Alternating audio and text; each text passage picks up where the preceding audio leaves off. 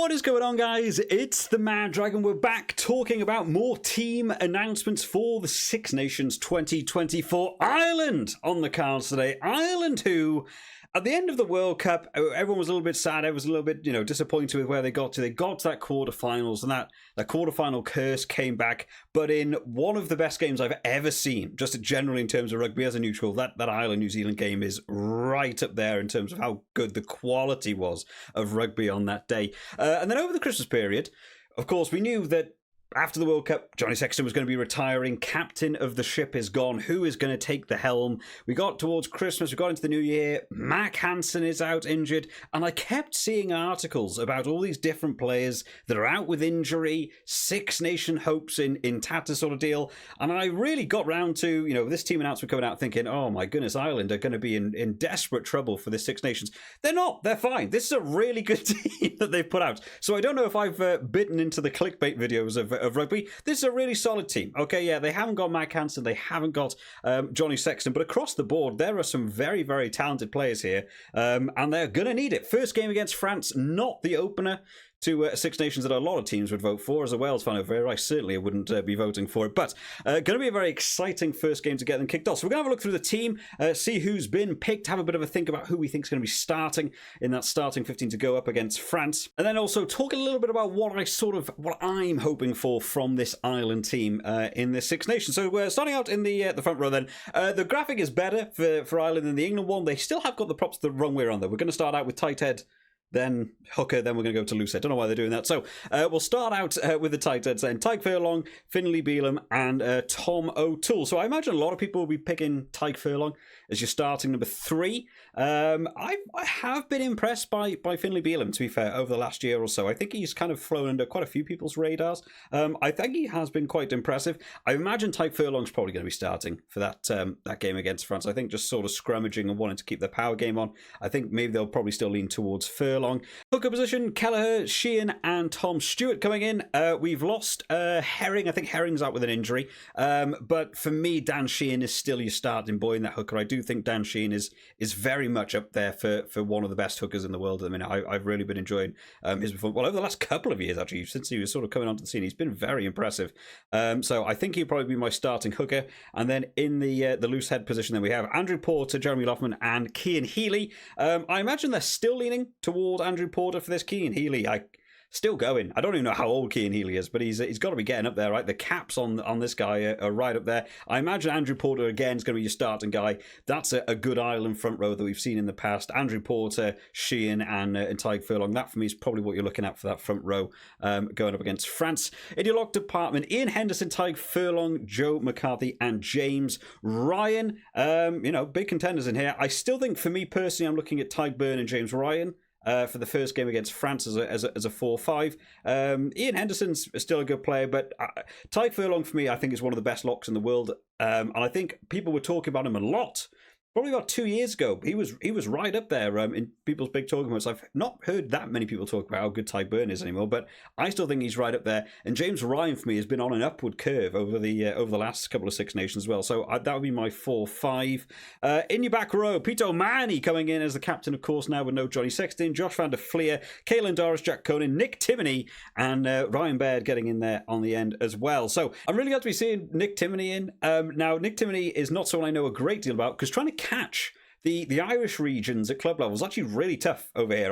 YouTube does not pay enough for me to be able to get the subscription. I don't really have the time to sit down and watch all the games. And actually trying to just catch the Ireland club level games on terrestrial television over here are really tough. I don't know why. They're not ever on like S4C to go up against a Welsh region. I'm actually wearing an Ospreys jersey today, but I never get to see those games. However, I have done a couple of fantasies in the past for like the URC just on my own. I've just sort of made a team and stuff. Nick Timoney is always in there as my number 8, and he scores brilliantly. My Twitter feed is full of him getting man of the match as well. I'm looking forward to seeing him get some game time. Do I think he'll start against France? I don't think so. I still think they're going to be looking at Peter O'Mahony, Josh van der Fleer, Caelan Doris. I think against France, you've got to put the big units on and get in there. But I can absolutely see Timoney getting, a good amount of game time, hopefully across the Six Nations. I'm actually wondering sort of where they'll slip him into. When I think of him, my head immediately goes to like a number 8. Maybe they might try that Caelan Doris going to 7 again. They've done that a couple of times. He might come in that number 8 shirt. In the backs then, we got Jameson Gibson Park, Craig Casey, Conor Murray.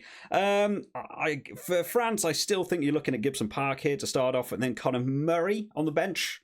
Maybe, cool head later on. Maybe they'll start with Conor Murray with Sexton not there, just to keep them, focused for that first half. I personally would want to see Gibson Park starting there. Joining them in the halfback partnership, then we have Jack Crowley, Harry Byrne, and Kieran Frawley coming in. No Johnny Sexton anymore. Who is going to be taking over those reins? When I see those names, Kieran Frawley has been actually impressive. I've enjoyed seeing the way he's been playing, especially some of the kicking. Is the ability to kick distance is something he has that very few rugby players seem to land. I've seen a couple of his kicks to touch. If you can gain 40 metres off a penalty, kicking into touch, a valuable asset to me. But for me, I'm leaning towards Jack Crowley. Just a cool head. I think he's sort of like the number 1 choice at club level as well. So I can see him slotting into this team very well.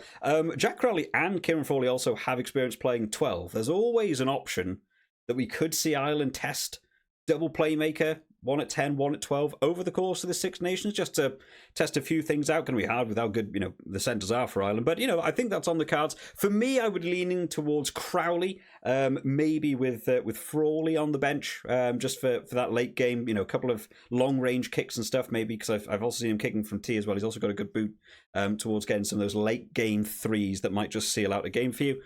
In the centre partnership, then we have Robbie Henshaw, Bundy Aki, Gary Ringrose, and Stuart McCloskey all coming in.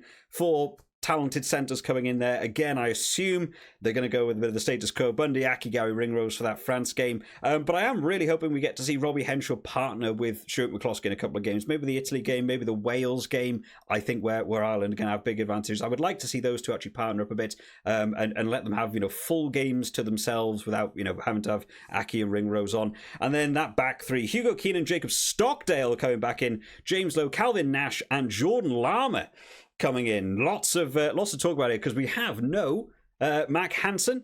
I did think maybe they would put Balakoon back in. Hasn't got into the team. For France, Hugo Keenan has to go fullback. I still maintain that I think Hugo Keenan might actually be the best fullback in the world. I really rate him very highly. Left wing would have to go to your James Lowe, and then right wing.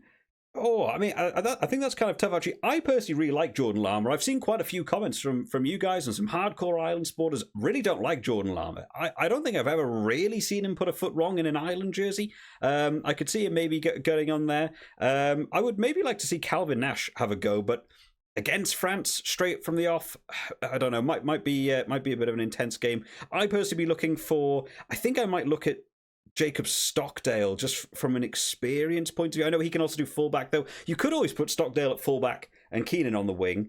But if there was anyone that's going to stop a tackle or a break that's cut through, it's going to be Hugo Keenan. I'd have Hugo Keenan at 15 in any team, because if someone breaks that line, I think that guy is stopping somebody, and they're not going to get a try over. I think that's who you go for. I might like to see Jordan Larmour. Actually, I'm going to go with Jordan Larmour on that right wing. Feel free to disagree with me down in the comments. But overall, that's a really solid Ireland team. It's much better than I was expecting, because I've seen all the articles going on about all the different players that aren't going to get in and stuff. So in terms of this tournament, what do we want to see from Ireland? Right, they were at number 1, world number 1 for so long, going right up to the World Cup. Had an awesome pool stage. They beat the current world champions, then the more current world champions. They beat them in the pool stages. They had a good game in the pools, and then they had one of the best games of rugby I've ever seen in that quarterfinals, but came out just below New Zealand as well. So going on in the Six Nations, I think there's a couple of things that Ireland can still work on. A lot of people don't, for some reason, like me talking about things that like Ireland need to improve on. I don't know what that is. Every team has stuff to improve on.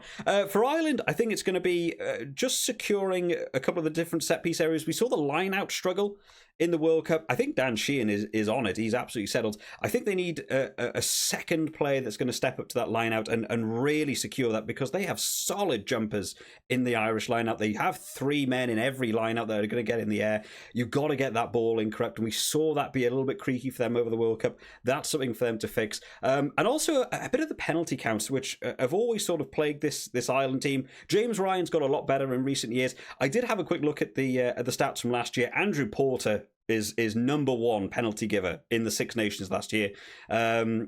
So just keeping those penalty counts down, I think it's gonna really help them out. A team like France, especially for that opening game, you know what France bring in terms of the kickers. If you give them anything in the halfway line onwards, they're going to take a kick. And unless you've got a Cheslin Colby that's charging something down, they're probably going to slot a 3 over. So keep that penalty count down, and the way they're going to get through that defence is going to be really, really crucial to me. I'm looking forward to see the 10s and the way they're going to be used. Jack Crowley especially is someone I'm really going to be keeping an eye on, and I think the reason why I'd want to start him against France is he's got so many different styles of play. Johnny Sexton always felt like he took it up to the line, or there was a set play and we knew who was going to get the ball. You could see it from a mile off who he was going to pass to.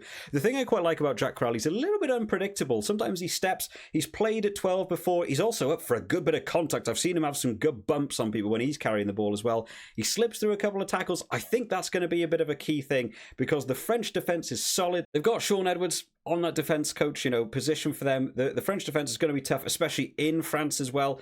So having someone that just brings a little bit of anxiety, a little bit of fear to your defence, you've always got to keep your eyes on more than one player and not let them set up, I think could be absolutely crucial. So I think Jack Crowley is an exciting new 10 for Ireland for me. And then just sorting out those set pieces and the penalty counts. That's what I'm hoping to see from Ireland. But let me know what you guys think of this Ireland team down in the comments. Is there any of those starting 15 you disagree with me on? Feel free to drop that down too. I never claim to know everything about rugby, and I'm sure we all have a slightly different opinion. We've already done a couple of these on the channel already for Wales and England, so you can go check them out if you haven't already. And of course, we're going to be doing a bunch of videos over the course of the Six Nations, so make sure you hit that subscribe button, guys. I'll see you all next time. Bye bye.